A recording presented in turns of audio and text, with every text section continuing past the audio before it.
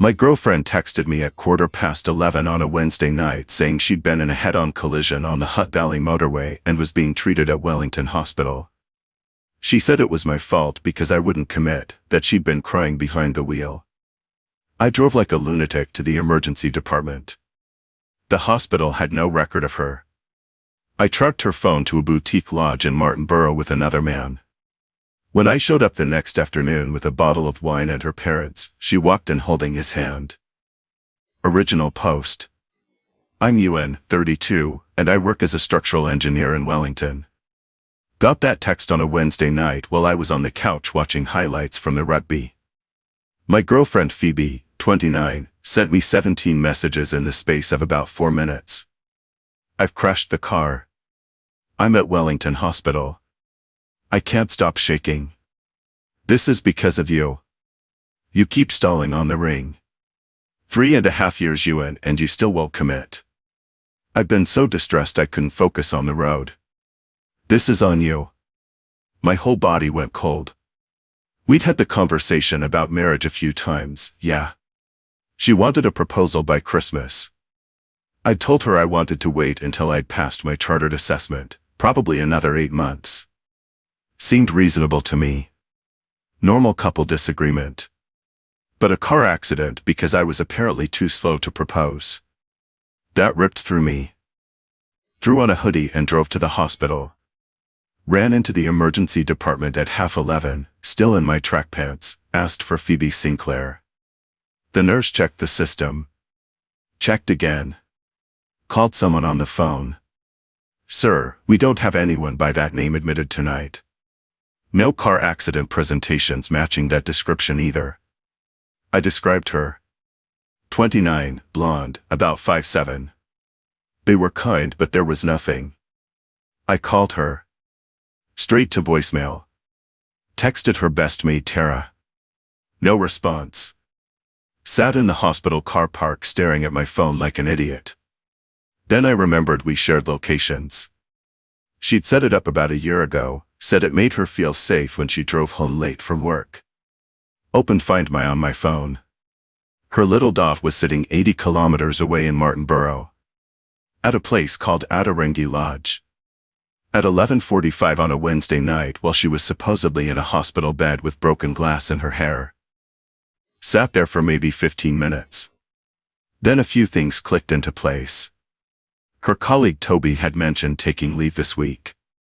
Toby, 26, who she'd been training since he started at the firm. Toby, who texted her every morning with a coffee emoji. Toby, who she said was like a little brother. Drove home. Didn't sleep. At 6 in the morning I opened her laptop. She'd saved all her passwords and never thought to change them after she'd shown me her Netflix login once. Her bank statement had a booking for Adarengi Lodge. 2 guests, premium suite, wine tasting package. Booked under the name Toby Lanigan. Here's where I should have just confronted her. But something about that text. Blaming me for a car accident that never happened. Using fear and guilt to cover for a romantic getaway with her trainee. That flipped something in me. Called in sick on Thursday. Drove to a bottle shop in Thorndon and bought a nice Pinot Noir, $65. Then made a phone call. Hey Mavis, it's UN. Listen, Phoebe's been going through a tough patch. She's really upset about where things are with us. I thought maybe if you and Bernard came round to the flat tomorrow Arvo, around 2, we could all have a chat. Sort things out together. Yeah, the flat. I know. I want to make this right. See you then. Friday at 1:30 I drove to Martinborough. Update 1. The lodge was one of those places with exposed timber beams and a fireplace in the reception that smelled like cedar and Pinot. Walked up to the front desk holding my bottle of wine like I was the most devoted boyfriend in the Southern Hemisphere. Hi, I'm here to surprise my partner. Phoebe Sinclair. She's staying with a colleague for a work retreat. The woman at reception smiled. I can't give out room details, but I can ring the room for you. Actually, are they at the tasting room? She loves a good wine tasting. She checked. They'd booked the private vineyard walk for midday. She pointed me toward the path. Found them at the end of a row of vines. Phoebe in a sundress I'd never seen. Toby's arm around her waist, her head on his shoulder, sharing a glass of something red. He kissed her forehead. She laughed and pulled him closer. I stood there for about 30 seconds. Part of me wanted to smash the bottle on the nearest post and start yelling. But I didn't. Took 4 photos on my phone. Turned around. Drove home. Put the Pinot on the kitchen table. Phoebe's parents arrived at 2 sharp. Where's Phoebe? Mavis asked, looking around. Good question, Mavis. She should be here soon. Made tea. Bernard kept checking the clock on the wall. At 3:10 I heard Phoebe's key in the lock. She came in glowing, cheeks flushed from the Wairarapa sun, hair loose. Toby was behind her carrying her overnight bag. They froze. Mum. Dad. What are you doing here? Mavis stood up slowly. Ewan called us. Said you were struggling. Said you'd been in a really bad way because of commitment issues between you two. Phoebe's face drained of color. Toby tried to step backwards toward the door. And who's this? Bernard asked quietly. Toby. From work. The trainee she's been mentoring, I said. The one who needed so much guidance they had to book a couple's suite in wine country. Phoebe finally spoke. Ewan, it's not what you think. Like how you weren't what the hospital thought on Wednesday night. I pulled out my phone and showed her parents the texts. Like how you told me you'd crashed the car on the motorway and were lying in emergency. Mavis read the messages. Her face went from confusion to something I'd never seen on her before. White-hot fury. Phoebe Marie Sinclair. You told him you were in a car accident. Mum, let me explain. While you were at a vineyard with this boy. Bernard's voice was the dangerous kind of quiet. The kind where you know someone's holding back something physical. Toby cleared his throat. I think maybe I should head off. Bernard stepped sideways, blocking the hallway. Stay where you are, son. Toby stayed. I pulled up the photos from the vineyard. Showed them to Mavis and Bernard. This was 3 hours ago. While I was buying a nice bottle of wine because I thought maybe I'd been too hard on her. While I was planning to apologize for not proposing fast enough. Mavis started crying. Not sad crying. The kind of crying that comes from shame. Phoebe tried damage control. Ewan and I were having problems. He wouldn't commit. Toby understands me. Understands you how exactly, I said. With his arm around your waist in a vineyard? Or was that more professional development?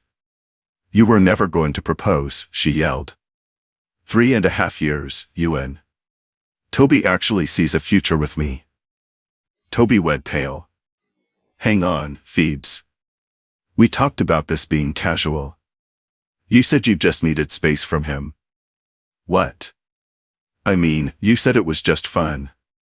No pressure, no labels. The look on her face. The absolute disbelief that the 26-year-old she'd been sneaking around with was planning a life together.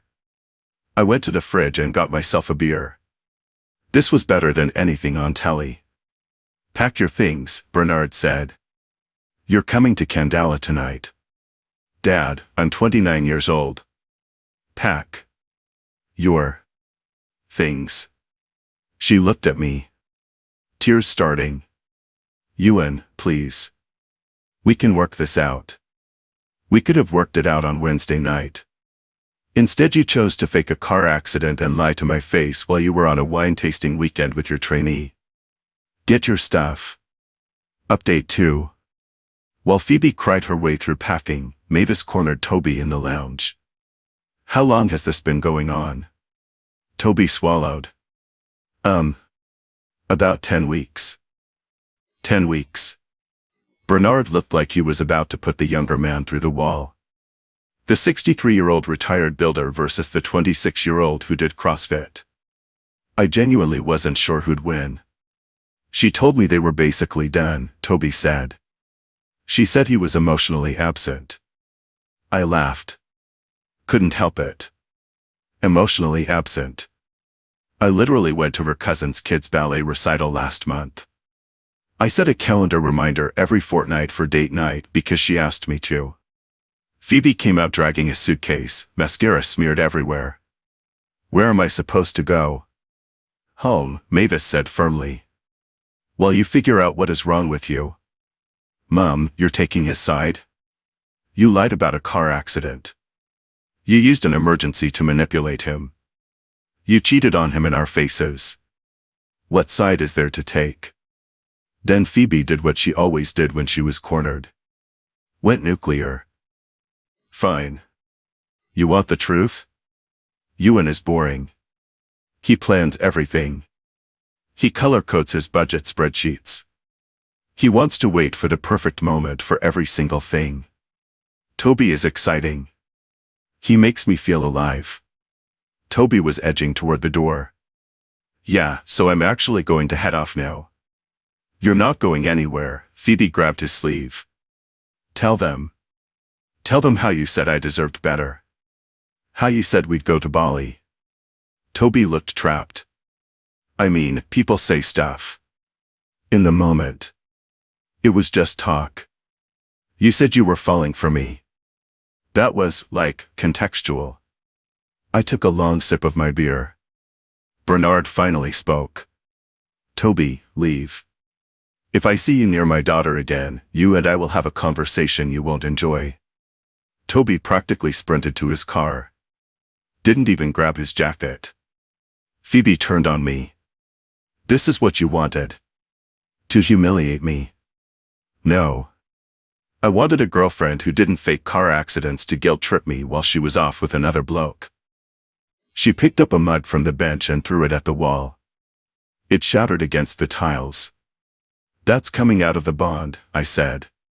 Mavis physically guided Phoebe toward the door while she screamed about me ruining her life, Toby being her soulmate, and how she deserved the fairy tale. Bernard paused at the door. Ewan, I'm sorry. We didn't raise her for this. I know, Bernard. This isn't on you. After they left, I sat in the quiet flat. Wine still on the table. Ordered fish and chips from the place on Courtney. Then I did something I probably shouldn't have, but she'd just blown up my life so I didn't feel too guilty. Went through the stuff she'd left behind and found her journal. A proper leather-bound one. I know. Privacy. But she faked a car accident to cover an affair. I felt justified. The entries went back months. Complaints about me not proposing, sure. But also 6 different men she'd been messaging on Instagram. Toby was just the only one who actually bit. She'd been auditioning my replacement while demanding commitment from me. One entry from a fortnight before. Ewan will never change. Too safe. Too reliable. Meet someone who picks me straight away. Deserve the fairy tale. If you won't give it to me, someone else will. Photographed every page. Another entry, 3 weeks back. Researched my cycle. If Ewan won't propose by February, I need a backup plan. Toby doesn't ask questions about contraception, which makes things easier. My blood went cold reading that one. Update 3. Thursday was quiet. Then Friday hit.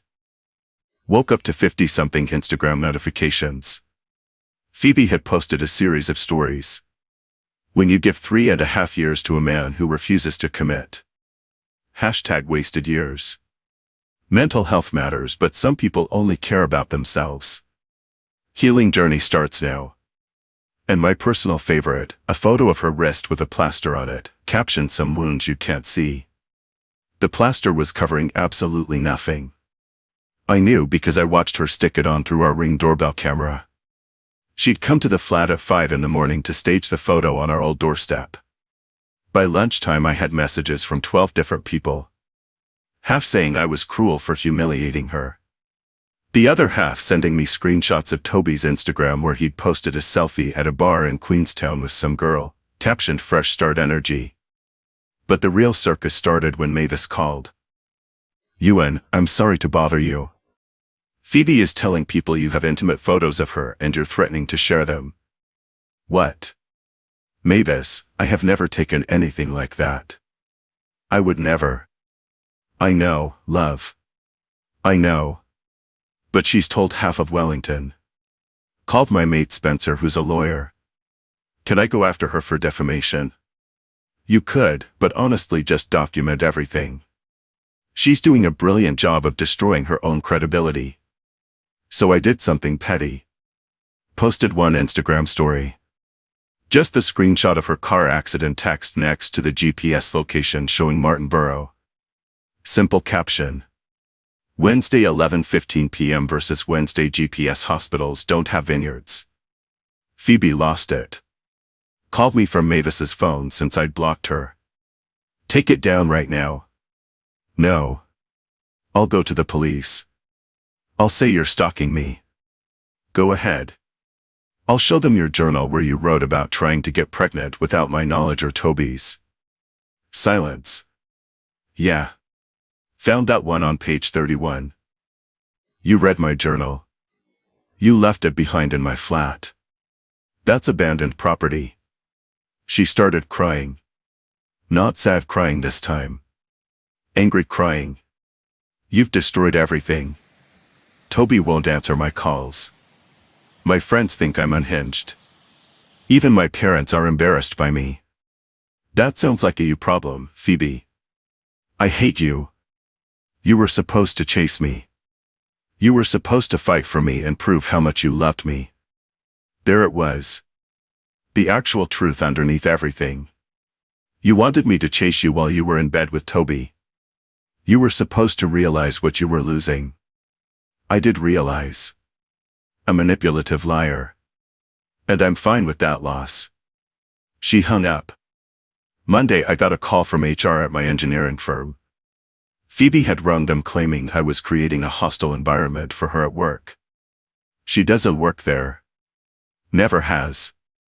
They were confused but said they had to note it. I explained the situation, showed them the relevant messages, and they closed it the same afternoon. Tuesday she tried a different approach. Had Tara text me. Ewan, Phoebe's really struggling. She's been put on medication. This whole thing has broken her. Good. Maybe proper help will teach her that faking emergencies is abuse. Wow. You really are heartless. No, just done being manipulated. Also, you might want to ask her about page 31 of her journal. She was trying to get pregnant by whoever committed first, me or Toby. Tara didn't reply. But I noticed she unfollowed Phoebe on Instagram the next day. Update 4. Wednesday morning, 6 a.m. Doorbell. It was Bernard. Standing on my porch in the rain looking about 10 years older than the last time I'd seen him. Ewan. Sorry to turn up like this. Can we talk? Let him in. Made him a flat white. Was she always like this? He couldn't look me in the eye. I thought about softening it. But he deserved the truth. The red flags were there, Bernard. I just chose to ignore them. The small lies about where she'd been. The way she'd go silent for days if I didn't do exactly what she wanted. How everything was always somehow my fault. I told myself it was just normal relationship stuff. He nodded slowly. We enabled it, Mavis and I. Always making excuses for her. She's passionate. She feels things deeply. We should have held her accountable years ago. You loved her. That's not a failure. He left after an awkward hug at the door. The kind where you can feel someone trying not to cry. Thursday afternoon. Doorbell again.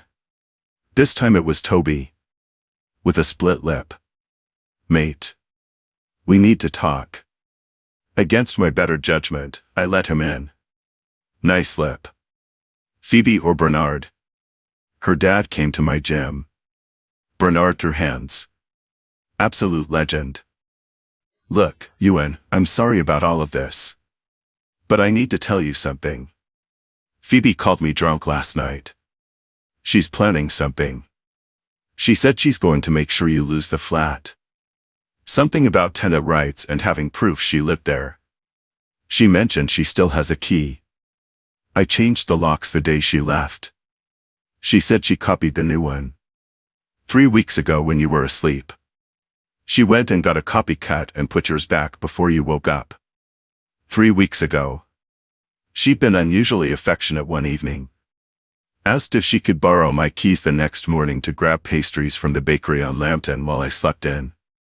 Why are you telling me this? Because she's telling people I forced myself on her. That I pursued her. That's not true, man. She came after me. I've got every text to prove it. She's trying to burn us both down. Checked my Ring camera immediately. No unusual activity.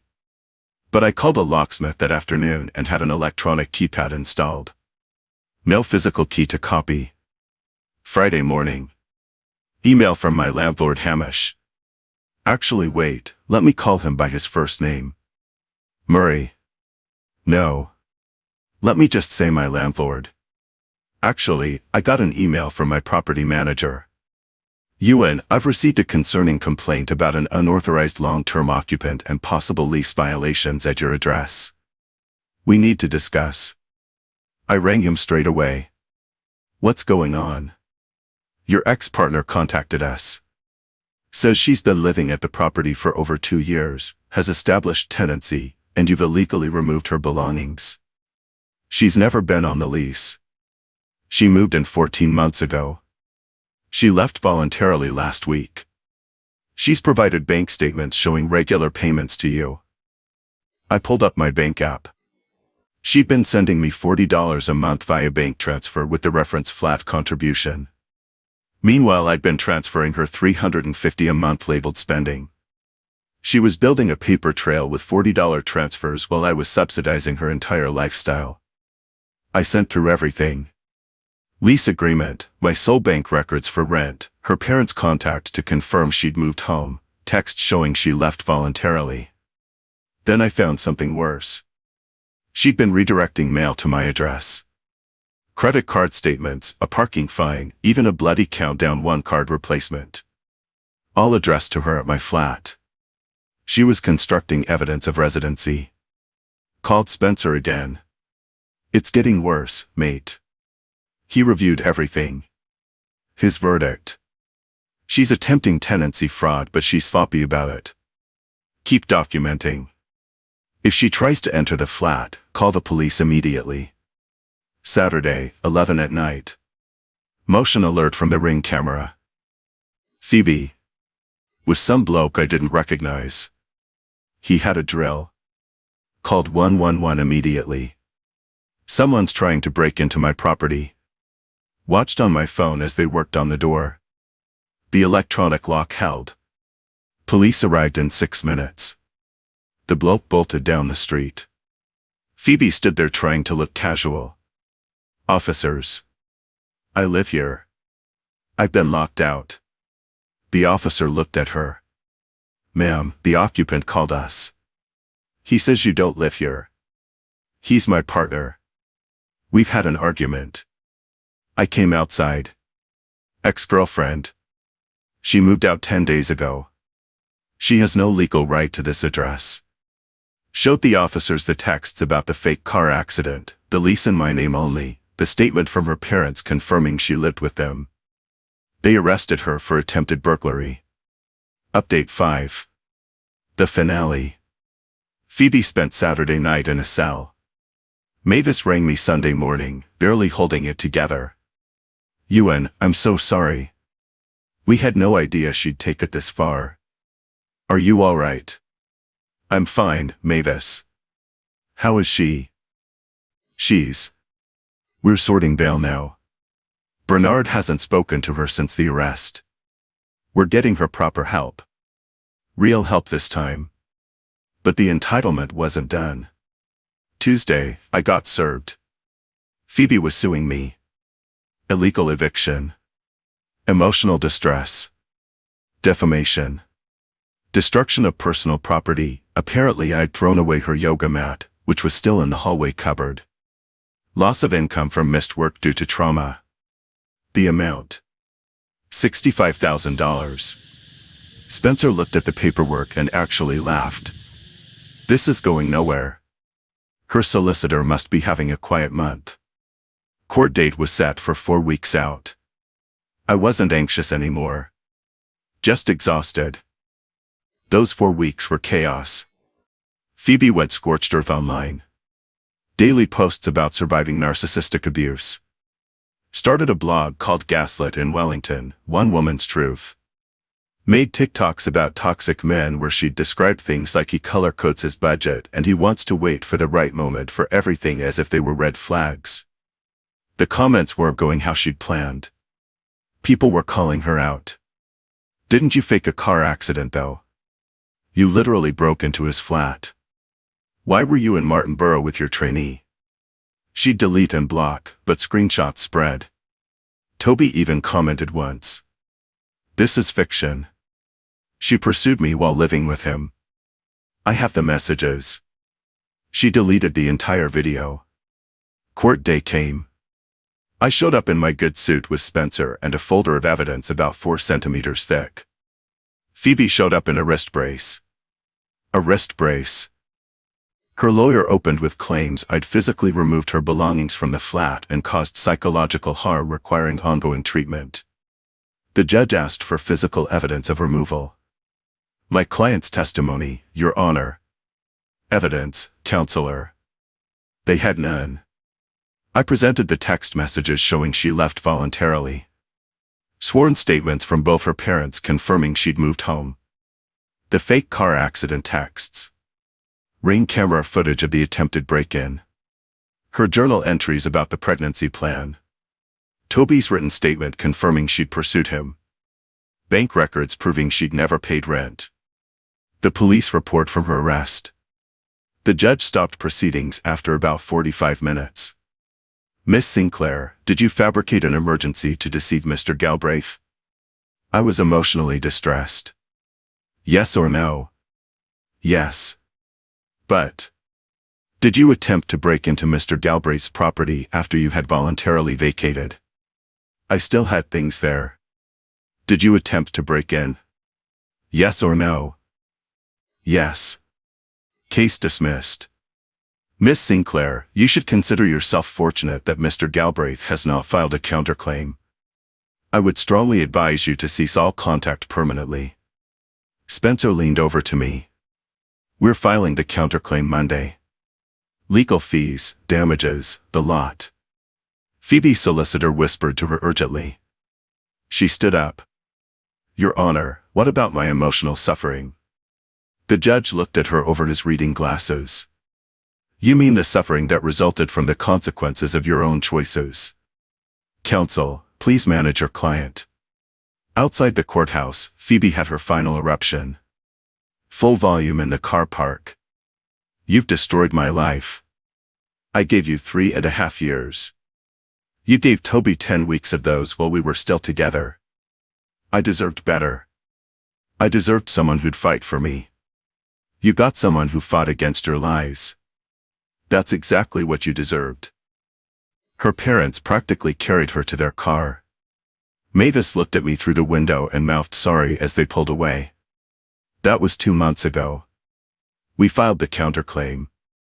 1. Phoebe was ordered to pay my legal costs plus damages. $14,000. Her parents paid it because she couldn't. Last I heard through mutual friends, she's living with Mavis and Bernard in Candela. Toby filed a restraining order after she turned up at his gym. She was let go from her job after too many unexplained absences. She started seeing some bloke from a dating app who ghosted her after looking her up online. She's in therapy. Court mandated from the break-in charge. Me. I'm doing all right. Flat's peaceful. Started seeing someone new. Met her at a tramping club weekend up in the Toreros. She thinks my spreadsheet habit is charming. Told her the whole Phoebe story on our 4th date. She said mate, bullet dodged, and ordered us another round. Got my chartered assessment. Passed first go. Apparently not having daily relationship drama improved my focus at work. Who would have thought? Sometimes I think about those 3.5 years. Wonder whether I missed the warning signs or whether she just hit them well. My counselor, yeah I got one too, says it doesn't matter either way. What matters is I recognized the disrespect when it finally showed itself clearly and I acted on it instead of making excuses. Still have that bottle of Pinot Noir. Never opened it. It's sitting on my bookshelf with a small label I printed out and stuck on. Trust your gut. 2025, daily reminder that when someone shows you who they really are, believe them the first time. And when they fake an emergency to manipulate you, don't chase them. Walk away. Change the locks. Document everything. And if they drag you to court, bring a thick folder. The entitlement never fully goes away, I reckon. Last Tuesday I got a bank transfer request from Phoebe. $5,000. Reference said therapy costs you caused. I declined it and sent her back one said reference, for the car accident that never happened. She blocked me. Finally. That bottle of Pinot Noir is still sitting on my bookshelf. I look at it most mornings when I'm making coffee, and it reminds me of something I reckon I needed a long time to properly understand. Everything that happened with Phoebe didn't come out of nowhere. It was the end result of hundreds of small choices, hers and mine, stacking up over 3.5 years until the whole thing collapsed under its own weight. Phoebe chose to lie. She chose to fake that car accident. She chose Toby. She chose to escalate when she got caught, instead of stopping and looking at herself. Every single one of those choices led directly to the next consequence. The arrest, the court case, losing her job, her friends pulling away, Toby filing a restraining order. None of that was bad luck. None of it was random. It was cause and effect, plain as day. You fake an emergency, people stop trusting you. You try to break into someone's flat, you get arrested. You smear someone's name online, people eventually find the truth. The universe doesn't punish you. Your own actions do. She built every brick of that wall herself, and then acted surprised when she couldn't climb over it. But I'm not standing here pretending I played it perfectly either. I ignored things I shouldn't have ignored. The silent treatments. The way everything was always somehow my fault. The small lies I told myself were normal. I lacked the courage to face those things head-on when they first appeared. If I'd been braver earlier, honest with myself about what I was seeing, maybe I'd have saved us both a lot of damage. Strength isn't just about holding your ground when things blow up. It's about having the guts to confront uncomfortable truths before they fester. I waited until I was forced to act. I should have acted sooner. What I did get right, eventually, was thinking clearly when it mattered. When I found that GPS dot in Martinborough at 1:45, I didn't smash things. I didn't send a wall of angry texts. I sat in that hospital car park and I thought. I made a plan. I gathered evidence. I called Spencer. I documented everything. And when it went to court, that folder was thicker than her entire case. Clear thinking under pressure is a skill, and I reckon it saved me. Emotion tells you something is wrong. Intelligence tells you what to do about it. I let the anger fuel the preparation, not the reaction. The thing that sits with me most, though, is what Bernard said that morning in my kitchen. We enabled her. That man loved his daughter more than anything in the world, and he still had the integrity to admit he'd let her down by never holding her accountable. That takes a kind of moral backbone most people don't have. It would have been easier for him to blame me, or Toby, or the situation. Instead he looked at himself. That conversation changed how I think about being decent. Being a good person isn't just about being kind. It's about being honest, even when honesty costs you something. Especially then. I think about Phoebe sometimes and I don't feel anger anymore. I feel something closer to clarity. She wanted the fairy tale without doing the work. She wanted commitment from me while hedging her bets with 6 other blokes. She wanted consequences for everyone except herself. And in the end, reality doesn't care what you think you deserve. It only cares about what you do. So that label on the Pinot says trust your gut, but if I'm being honest, the real lesson is bigger than that.